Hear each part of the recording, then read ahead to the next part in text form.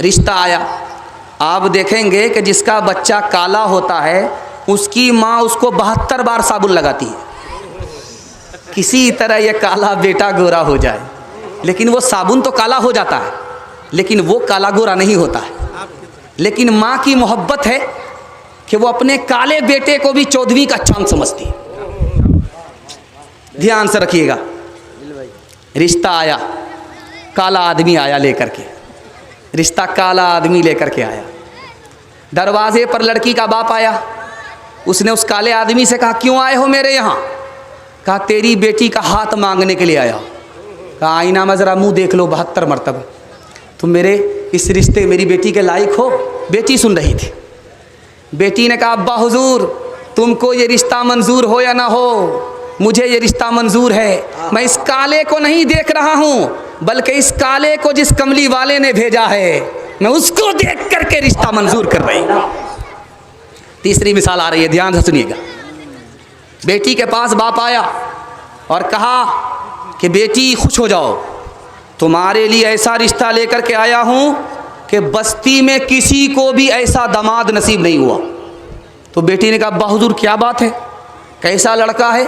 कहा कि बेटी सोनार है, सोने की दुकान है, जेवर की दुकान है, उससे तुम्हारा रिश्ता करने के लिए जा रहा हूँ। वो तुम्हारे बाजू को जेवर से भर देगा, तुम्हारे कान को जेवर से बोझल कर देगा। बेटी इस रिश्ते को मंजूर कर ले।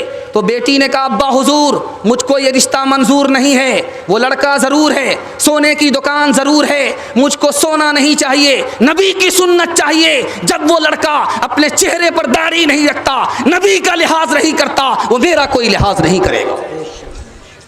चौथा और आखिरी नमूना आपकी खिदमत में लेकर के आ रहा हूं। आप देखेंगे कि जवान बेटी की शादी होने वाली होती है, बारात आने वाली है, उपटन लगाया जा रहा है लड़की को, तो लड़की मायूस बैठी हुई रहती है, कुछ नहीं बोलती। उपटन लगाया जा रहा है, मोहल्ले की, ख़ानदान की सारी औरत जमा है, माँ भी जमा है, माँ भी बैठी है, दादी भी, नानी, सब। इन सब के बावजूद भी वो लड़की मायूस है, कुछ नहीं बोलती है। जानते हैं क्यों? 2 वजह से। एक वजह यह है कि उसको गम हो रहा है कि 18 साल जिस बाप के घर में मैं परवरिश पा रही थी, उस घर को 2 बोल बोलने पर छोड़ना पड़ेगा। एक गम तो इसका होता है।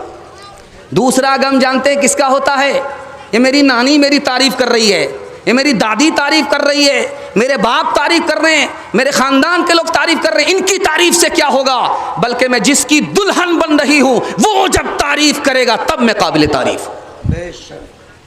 आखिरी नमूना आपकी खिदमत में आ रहा है। बेटा से ज़्यादा आप बेटी को तालीम दिलाइए। आपको बहू को तालीम देने की ज़रूरत नहीं है, माँ को तालीम देने की ज़रूरत नहीं है, सास को तालीम देने की ज़रूरत नहीं है। यही बेटी आगे चल कर के माँ बनती है, बहू बनती है, सास बनती है। बेटी को आप ज़्यादा तालीम दिलाइए, इंशाअल्लाह। तालीम कम डिग्री ज़्यादा दिलाएंगे, हाथ उठाइए, ध्यान रखिएगा।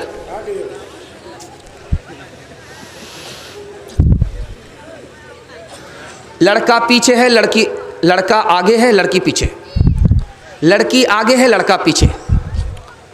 तो लड़की पलट करके देखा कि लड़का मेरे पीछे क्यों आ रहा। तो पूछा, मेरे पीछे क्यों आ रहे हो?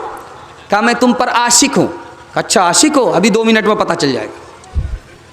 कह रहे, अल्लाह का बंदा कितना बेवकूफ़ है, मुझ पर क्या आशिक है? मेरी बहन पर आशिक हो जा, मेरी बहन मुझसे ज़्यादा खूबसूरत है, मेरे पीछे आ रही है। अब लड़का इसको छोड़ करके उधर झांकने लगा। लड़की ने मुंह पर जोर से तमाचा मारा, तू झूठा आशिक है, सच्चा आशिक नहीं है। अगर सच्चा आशिक होता तो मेरी तरफ ध्यान रहता, दूसरे की तरफ ध्यान कैसे चला गया? लड़की को पढ़ाइए। पीर साहब आए बस्ती में, मेरे हिस्से का जलसा मुकम्मल हो रहा है, आपको दुआ तक जलसे को मुकम्मल करा करके उठना। जैसे मैं मेहमान हूँ, मेरे बाद आने वाले भी मेहमान हैं, आप मेज़बान हैं, वो सुनाएंगे, आप सुनेंगे, तब मेज़बानी का हक़ अदा होगा। इंशाअल्लाह हक़ अदा करके उठेंगे, हाथ उठा दीजिए, मुकम्मल सही जा रहा है, ध्यान से सुनिएगा, जल्दी से निकल जाएगा। बस्ती में पीर साहब आए, औरत को पता करना था कि 1 नंबर पीर है या 2 नंबर पीर है।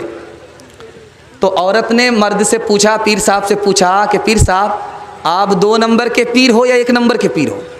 तो पीर साहब ने जलाल में कहा, ओ कमबख्त, तुम्हें पता नहीं है, मैं 1 नंबर का पीर हूँ, बैठता यहाँ हूँ, मदीना देख लेता हूँ, कभी 2 मिनट में पता चल जाएगा। दस्तरखान बिछा करके औरत ने खाना रख दिया। कहा कि पीर साहब ये खाना खाइए। कहा कितनी बदतमीज़ औरत है, ये रूखा सूखा दे दिया है और कह रही है खाने के लिए। तो औरत ने कहा कि आप 2 नंबर के पीर हो, बैठते यहाँ हो मदीना नज़र आता है और चावल में तरकारी छुपी हुई है तुमको नज़र नहीं आ रही है, तो 2 नंबर का पीर है। एक बात जिस मिसाल पर मैं पैगाम को ख़त्म कर रहा हूँ, जिसके लिए मैंने इस मौजू का इंतखाब किया है, उस मिसाल को सुना करके जलसे को मुकम्मल कर रहा हूँ। ध्यान से इसको सुनिएगा। जब बेटी ससुराल से मैके आती है तो घर की सारी औरत घेर लेती है, उससे सवाल करती है कि बेटी ये बताओ तुम्हारा शौहर कैसा था। तो लड़की कहती है सुभान अल्लाह। अब उससे पूछा जाता तुम्हारे ससुर कैसे थे, तो कहती है माशा अल्लाह। उसके बाद कहा जाता है कि ससुराल कैसी थी, तो अल्हम्दुलिल्लाह। अब पूछा जाता कि तुम्हारी सास कैसी थी, इन्ना लिल्लाह, जल्ले तू जलाल तू इस बला को टाल। तो माँ ने समझ लिया कि इसको सब कुछ पसंद है, सास पसंद नहीं है।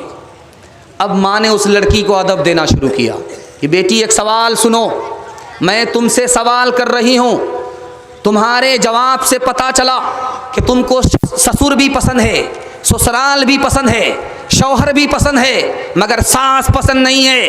बेटी इंसाफ से एक मेरे सवाल का जवाब दो, तुम जो मैके से ससुराल गई हो तुमको कौन लेकर के गया है। तो बेटी ने कहा मेरी सास आई थी, मुझको पसंद किया था और रिश्ता करके अपने बेटे के लिए मुझे ससुराल ले गई थी। तो माँ ने कहा इंसाफ से बताओ बेटी, अगर सास ने वो एहसान तुम्हारे ऊपर नहीं किया होता तो तुमको अच्छा ससुर नहीं मिलता, अच्छी ससुराल नहीं मिलती, अच्छा शौहर नहीं मिलता।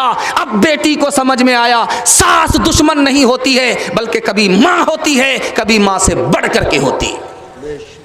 तालीम औरतों को भी देनी ज़रूर है, देनी ज़रूर है। लड़की जो बेपढ़ी हो तो वो बेशूर है, बेशूर है। हुस्ने मुआशरत में सरासर फुतूर, हुस्ने मुआशरत में सरासर फुतूर है और इसमें वालिदैन का बेशक कसूर है, बेशक कसूर है। 3 वादे पर खड़े हो जाइए, आपके घर में कभी आफत और मुसीबत नहीं आएगी। गुनाह करेंगे आफत आएगी, गलत कमाएंगे आफत आएगी, गलत माहौल में रहेंगे आफत आएगी। गारंटी लेता हूँ, आप तीन काम से तौबा कर लीजिए, आपके घर में कभी आफत नहीं आएगी। इंशाअल्लाह गुनाह नहीं करेंगे, गलत नहीं कमाएंगे, गलत माहौल में नहीं जाएंगे। न किताबों से नवाज़ों से नज़र से पैदा, दीन होता है बुज़ुर्गों की नज़र से पैदा। नहीं सीखा इन्होंने दीन रहकर शेख के घर में, पले कॉलेज के चक्कर में, मरे साहब के दफ्तर में, फिर केक के चक्कर में तो रोटी भी गई, बड़ी शेख की ताक में थे तो छोटी भी गई, न मानी बात वाइस की, फिर पतलून के चक्कर में तो लंगोटी भी गई। वाखिर दावाना अल्हम्दुलिल्लाहि रब्बिल आलमीन।